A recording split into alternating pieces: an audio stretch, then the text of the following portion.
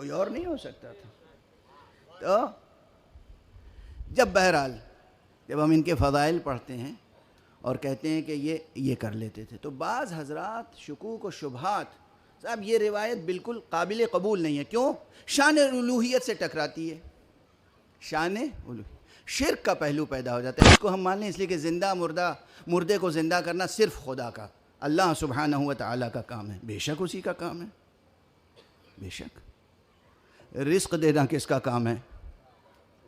صرف اللہ وحدہ لا شریک کا.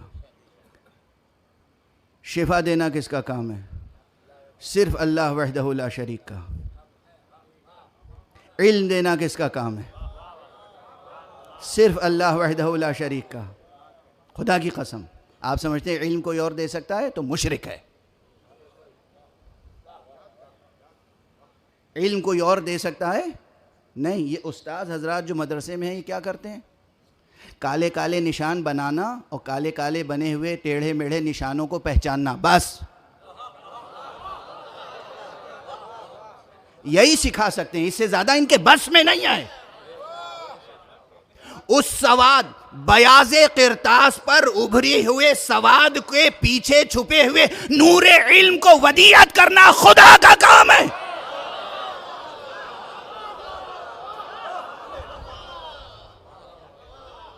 علم خدا دیتا ہے، اور اعلان کیا ہے سرکار رسالت مآب محمد مصطفیٰ صلی اللہ علیہ وآلہ وسلم. کیا کہا ہے؟ العلم نور، العلم نور یقذفہ اللہ فی قلب من یشاء. علم ایک نور ہے، اللہ جس کے دل میں چاہتا ہے ڈال دیتا ہے. اس کا تجربہ حوزہ علمیہ کے لوگوں سے کو بہت زیادہ ہے. حوزے میں گئے، ایک ساتھ درس شروع کیا. سرکار آیت اللہ شہید باقر الصدر، معلوم ہوا 19 برس کے سن میں مجتہد ہو گئے. انہی کے ساتھ جس دوسرے بچے کی بسم اللہ ہوئی تھی 80 برس کے سن تک پڑھتا رہا مگر مجتہد نہیں ہو سکا. کیا ہوا؟ وہی کتابیں یہ پڑھ رہے ہیں، وہی کتابیں یہ پڑھ رہے ہیں، انہی استادوں کے ہاں یہ جا رہے ہیں، انہی استادوں کے ہاں یہ جا رہے ہیں. جتنے درس انہوں نے اٹینڈ کیے اتنے درس انہوں نے اٹینڈ کیے. یہ 19 سال کے سن میں مجتہد ہو گئے، وہ 80 سال کے سن تک مجتہد نہیں ہو سکے. اس کے معنی یہ ہیں کہ استاد صرف نشان جو بنے ہوئے ہیں نا کاغذ پر، اس کو پہچاننا سکھا دیتا ہے. علم ودیعت کرنا خدا کا کام ہے. وہ جس کے دل میں صفائی دیکھتا ہے وہاں علم ودیعت کر دیتا ہے. اب اگر کوئی بوڑھا مجتہد نہ ہو سکے تو کسی جوان سے حسد نہ کرے.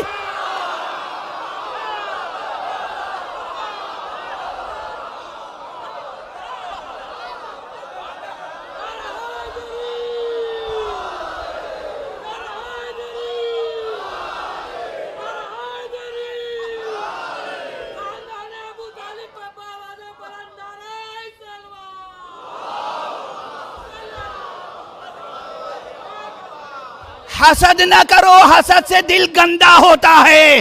ایمان کی روشنی سے دل کو صاف کرو تاکہ تم بھی ترقی کر سکو. صلوات پڑھ دے محمد و آلہ.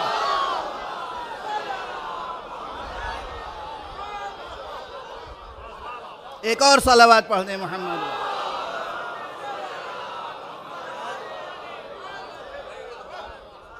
تو کون دیتا ہے علم؟ خدا. کون دیتا ہے شفا؟ خدا. کون دیتا ہے رزق؟ خدا. کون دیتا ہے بزرگی؟ خدا. کون دیتا ہے زندگی؟ خدا. کون دیتا ہے ہدایت؟ خدا. قرآن مجید میں کتنے مقامات پر ہے کہ ہدایت دینا ہمارا کام ہے، علم دینا ہمارا کام ہے. ان علینا للہدی، بے شک ہمارے اوپر ہے ہدایت، ہم ہدایت دیں گے. کتنے مقامات پر ہے. لیکن خدا خود اعلان کرتا ہے کہ ہدایت دینا میرے ذمہ ہے. ہدایت دیتا کس کے ذریعے سے ہے؟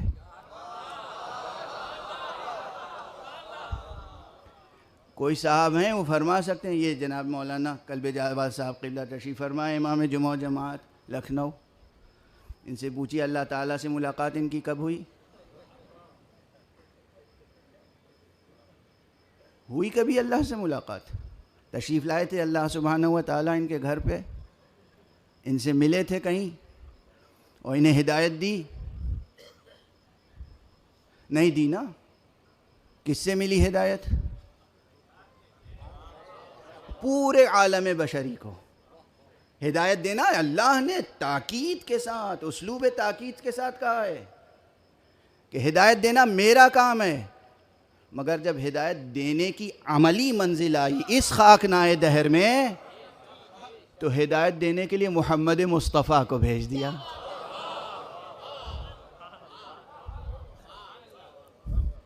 بھیجا نہیں بھیجا؟ ہدایت دینا کام ہے کس کا؟ خدا کا۔ ہدایت دینے کے لیے آئے کون؟ مصطفیٰ۔ ہمیں ایک بات پتہ چل گئی کہ اللہ نے جو وعدہ کیا ہے دینے کے لیے وہ ان کے ذریعے سے دے رہا ہے۔ اب ہمیں اور بھی اگر کچھ چاہیے تو پھر کس کے ذریعے سے طلب کریں گے؟ وہ ساری چیزیں جو خدا کے پاس ہیں وہ اگر چاہیے تو کس کے ذریعے سے طلب کریں گے؟ کس کے ذریعے سے؟ اب ہمیں زندگی میں شفا چاہیے، شفا دینے والا خدا ہے، شفا دینے والا خدا ہے، مگر ہم تھوڑی دیر تک سوچتے رہے یا اللہ یا اللہ یا اللہ کہتے رہے، اور اس کے بعد ایک دم سے دل میں روشنی ہوئی، ہدایت دینا اللہ نے کہا تھا میرا کام ہے، مگر ہدایت دینے کے لیے بھیجا محمد ابن عبداللہ کو، اب شفا دینا بھی ہے تو اسی کا کام، چلو محمد ابن عبداللہ کے دروازے پر۔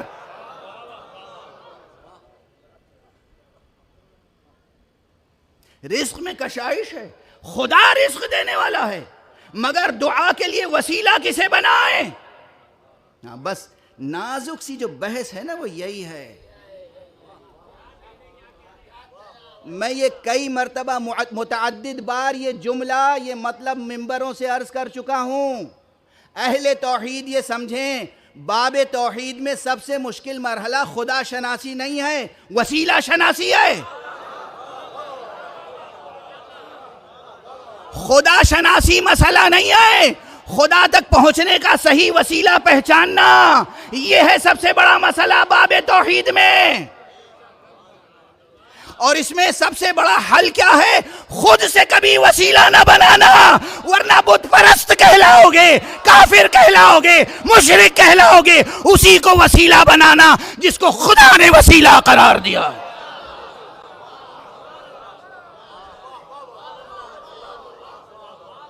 ورنہ معلوم ہوا کہ خدا نے اعلان کر دیا ہے کتاب مجید میں کہ ہدایت دینا ہمارا کام ہے۔ اب اس کے بعد ہدایت لینے کے لیے چلے گئے علماء یہود کے پاس۔ ہیں روایتیں، ملاحظہ فرمائیے گا، کہاں گئے؟ علماء یہود کے پاس۔ میں کسی اور ایک خاص نام نہیں لے رہا ہوں، بہت سے نام ایسے ہیں جب وہ نام لے لیجئے تو دل میں سرور پیدا ہوتا ہے، ذہن میں نور پیدا ہوتا ہے، طبیعت میں قوت پیدا ہوتی ہے، فضا معطر ہو جاتی ہے۔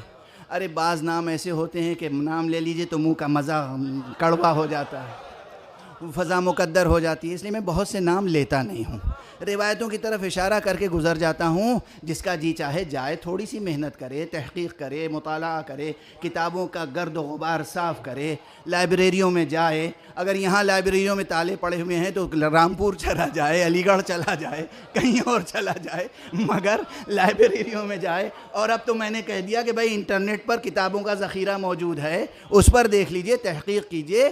ایسے تھے پیغمبر موجود ہیں، پیغمبر خاتم النبیین موجود ہیں، امام المرسلین موجود ہیں، قرآن کے نزول کا سلسلہ جاری ہے، اور حضرات ہدایت لینے کے لیے علماء یہود کی طرف جاتے تھے۔ حضرات علماء یہود کی طرف جاتے تھے، کیا لینے؟ ہدایت۔ آپ سمجھ میں آئی کہ دو اسلام کہاں سے آئے؟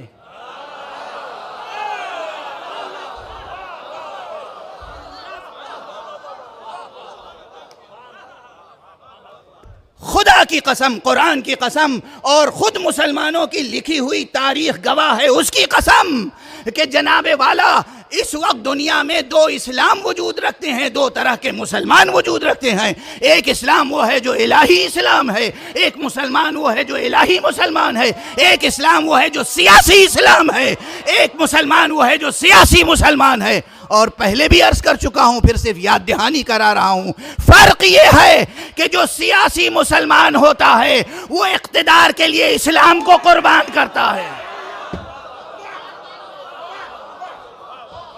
جو الہی مسلمان ہوتا ہے وہ اسلام کے لیے اپنی جان کو قربان کرتا ہے۔ صلوات پڑھ دے محمد و آلہ۔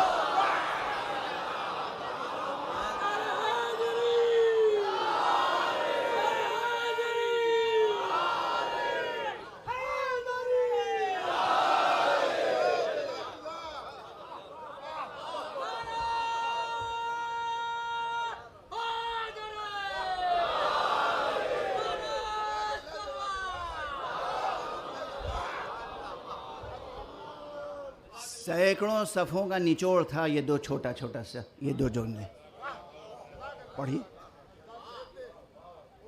دو اسلام ہیں، اب جو سیاسی اسلام ہے اس کے کئی نام ہو سکتے ہیں، اور جو الہی اسلام ہے اس کے بھی کئی نام ہو سکتے ہیں۔ ناموں کی کثرت برائی نہیں ہے، دیکھنا چاہیے نام ہیں کیا کیا۔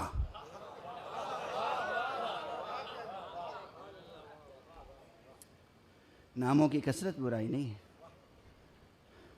دیکھنا چاہیے کہ نام ہیں کیا کیا۔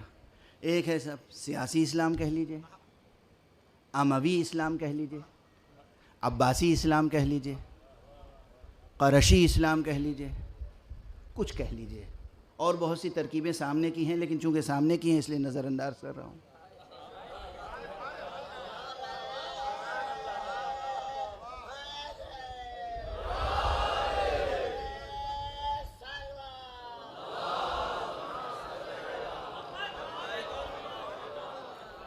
سامنے کی باتیں آپ لوگ سمجھ جاتے ہیں خود ہی، تو اسے دہرانے سے کیا فائدہ ہے؟ اور جو الہی اسلام ہے اسے الہی اسلام کہہ لیجئے، محمدی اسلام کہہ لیجئے، قرآنی اسلام کہہ لیجئے، علوی اسلام کہہ لیجئے، حسنی اسلام کہہ لیجئے، حسینی اسلام کہہ لیجئے، سب کے معنی ایک ہیں، ایک ہیں۔ جو حسینی اسلام ہے وہی حسنی اسلام ہے، وہی فاطمی اسلام ہے، وہی علوی اسلام ہے، وہی محمدی اسلام ہے، ایک ہے۔ دو اسلام ہیں، دو طرح کے مسلمان ہیں۔ بہرحال تو وہ بار بار یہ ہوتا ہے کہ صاحب یہ جو ہے معجزہ، ہر جگہ ذرا سی فضیلت پڑھی پیغمبر کی یا امام کی، زد پہ آ جاتی ہے توحید۔ ارے کیا توحید اتنی کمزور چیز ہے؟ کیا توحید اتنی کمزور چیز ہے؟ ذرا سا ہم نے سر جھکا کے رسول کو سلام کیا اور انہوں نے کہا شرک ہو گیا۔ شاعرانہ لفظیں استعمال کروں توبہ کر کے، خدا اپنے محترم بندوں کا احترام طلب کرتا ہے، اس کی عظمتیں بے کراں ہیں، اس کے سامنے کسی کی بھی کسی طرح کی تعظیم اور احترام کریں تو پروردگار کی توحید پر کوئی حرف نہیں آتا۔ یہ ہم چھوٹے لوگ، بالکل، اب میں کسی اور کو اب اپنے آپ کو کہہ، ہم چھوٹے لوگ حشرات و رز کی طرح زندگی بسر کرنے والے،